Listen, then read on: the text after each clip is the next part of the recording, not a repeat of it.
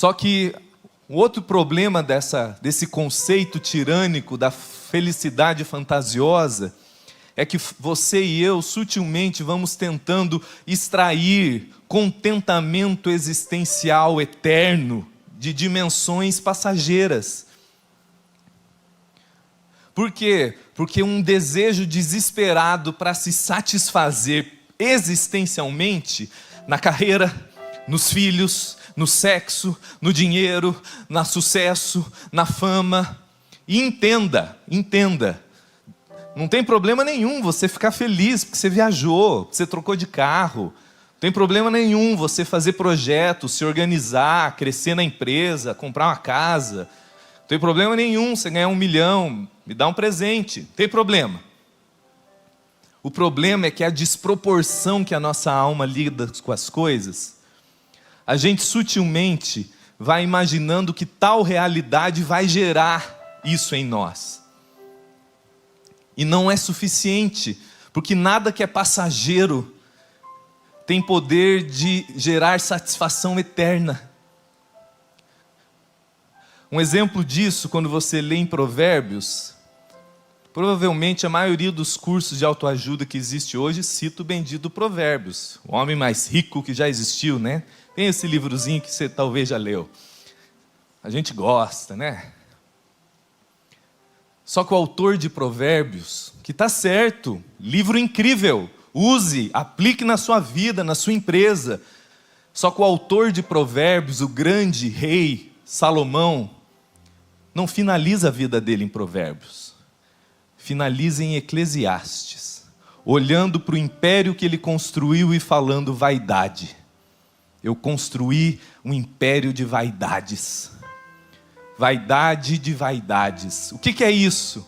O que é algo vazio, vaidoso? É algo que não presta? Sua carreira, teus negócios? Não! O que ele está dizendo é que é algo que não tem o poder desse nível de satisfação que a sua alma busca. Então você celebra a conquista, a vitória, o dinheiro, a viagem, o casamento, amém, graças a Deus. Mas tendo a noção de que aquilo ali não é ser feliz. Porque senão você mais uma vez está lidando com desproporção de realidade. E aí, por isso, que nós, nesse processo, a gente começa a artificializar essa felicidade. De 2013 para cá, o mundo americano começou a falar da crise dos opioides. Depois você assiste uma série na Netflix que chama O Império da Dor. Por quê? Quando eu começo a me relacionar com a vida só com essa lógica de felicidade, e a minha alma começa a gritar, eu preciso artificializar. Então eu preciso de remédio para acordar, de remédio para dormir, de remédio para treinar, de remédio para acalmar, de remédio para tudo. E a indústria fatura na tua fantasia. Não estou falando que é errado você tomar remédio. Teve pessoas que eu já acompanhei em mentoria que eu falei, cara, vamos precisar de um remedinho aqui, ó. Vamos precisar de um psiquiatra para facilitar a tua vida nesse momento.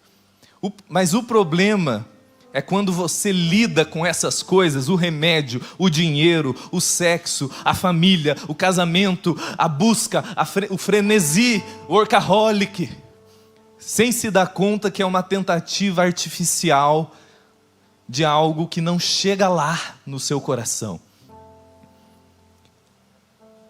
Só que o problema final é que, como a minha e a sua alma só se alimenta do que é verdade e vida, como você começa a intuir que aquilo tudo é uma fantasia, você começa a se mascarar na existência.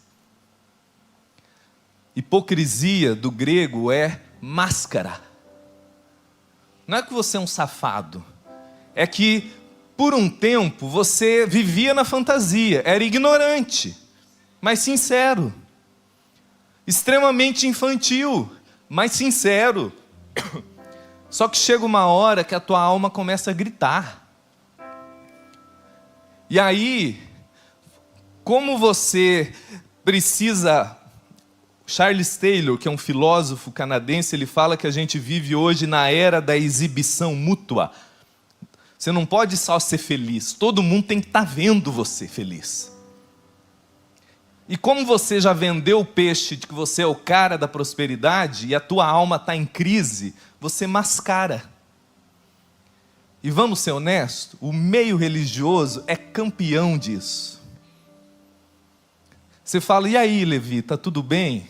Maravilhoso, glória, o cara está morrendo por dentro, só que ele precisa bancar aquela fachada. Por isso que o nível de suicídio e de depressão entre pastores, líderes, padres no mundo aumentou drasticamente, porque a tua alma não respeita as tuas máscaras, ela grita. E graças a Deus que ela grita. Porque é o único jeito que você fala, cara, tem algo errado aqui. Que frenesi é esse? Que felicidade de porcaria que eu estou buscando, que está me gerando uma angústia desesperada. E como que o Evangelho lida com isso? Como que Jesus descortina para nós a felicidade segundo Cristo? Primeiro é a gente entendendo o que a sua alma está buscando ali. Na carreira, nos negócios, no casamento, no sexo, no status. Uma busca por uma profunda satisfação eterna, por um contentamento transcendente e eterno. Só que quando Jesus vai falar sobre os felizes do reino, ele começa, e o texto fala que Jesus, vendo a multidão, ele estava vendo, gente, que na nossa lógica, eram os fracassados reunidos. Era o pessoal que não tinha entendido o código da vitória. E ele reúne aquele povo todo, e vendo a dor deles, ele começa a usar a palavra, que na versão da NVI está bem-aventurado, mas a palavra grega original é makarios, que significa feliz, próspero, espiritualmente próspero. Mas aí quando você pensa que ele vai descrever o pessoal da revista Forbes, ele começa a falar, são os pobres de espírito, são os misericordiosos, são os que choram. Na nossa mente, gente, conciliar choro e felicidade, um ser que está chorando, que Deus chama de um ser feliz, parece que não combina com a gargalhada eufórica que a gente imagina. Ele está falando felizes, macários, são os que são pacificadores, mostrando para mim e para você uma outra lógica. O reino de Deus tem uma outra lógica. A lógica de Jesus, nem da maioria das vezes, não chama de sucesso o que esse sistema chama de sucesso. E enquanto eu não chegar nessa conclusão, a minha alma está sempre exposta a ser frustrada pela fantasia. Porque o que ele está dizendo ali, felicidade segundo Jesus, é a minha e a sua interioridade se expandindo numa consciência profunda de eternidade, de transcendência, de quem você é em Deus, de quem Deus é em você. Então você se torna um ser feliz. Ele não está falando de ter, ele está falando de ser. E isso como um fruto, não como uma busca em si mesmo. Aonde a sua busca não é ser feliz, a sua busca é ser em Deus. É ser cada dia mais esse ser humano pleno. Ser cada dia mais esse filho de Deus livre, pacificador, generoso.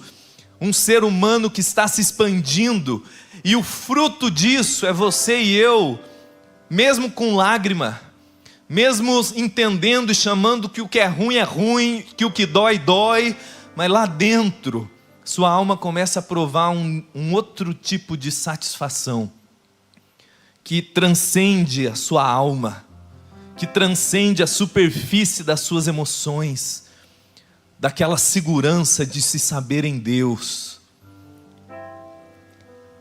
Isso mostra que felicidade para nós não é mais uma meta, é um modo de ser no mundo. Felicidade para mim e para você, discípulos de Jesus, a não ser que você seja discípulo de Wall Street,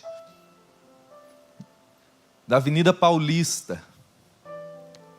Mas se você quer ser discípulo de Jesus, felicidade para você não tem a ver com conquistas, com status, com euforia, mas com um modo de ser no mundo, como alguém que está provando cada dia mais os significados eternos da vida, que tem crescido para o lado de dentro, que tem suas raízes sendo estruturadas para o lado de dentro, na vida de Deus, na realidade da nova criação, no reino de Deus, com uma segurança absoluta do seu destino de glória, com uma esperança de glória, e que te sustenta no presente, não como uma pessoa que está escapando, mas com uma espiritualidade estruturada em algo eterno sobre você em Deus. Mas isso não é automático.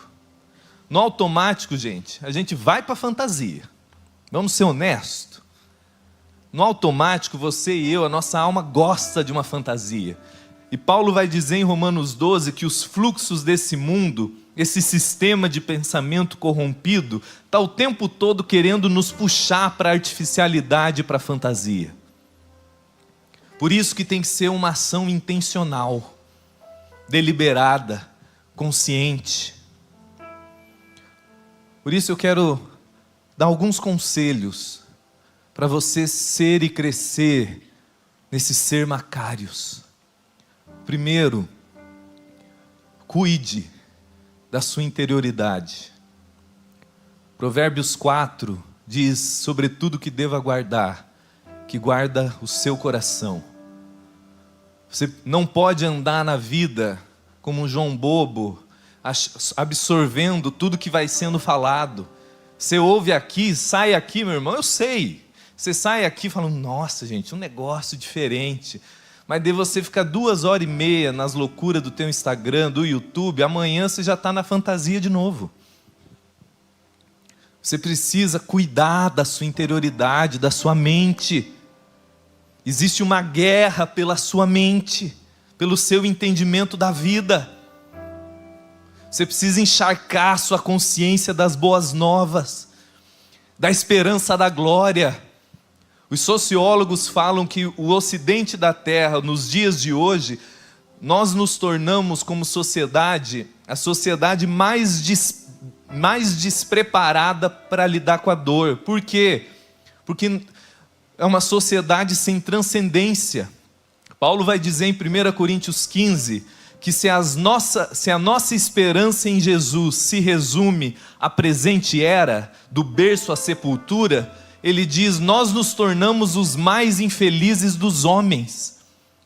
E ouça, ele não está falando com descrente, ele está falando com gente que fala: eu creio em Jesus. Ele fala: mas se a sua esperança, se a sua fé se resume a isso, ao que você vai conquistar de segunda a sexta, a tua espiritualidade gira em torno dos seus sonhos, dos seus projetos, da sua satisfação, na presente era, sem essa consciência de glória, de destino em Deus, ele fala: nós nos expomos a nos tornar os mais infelizes dos homens.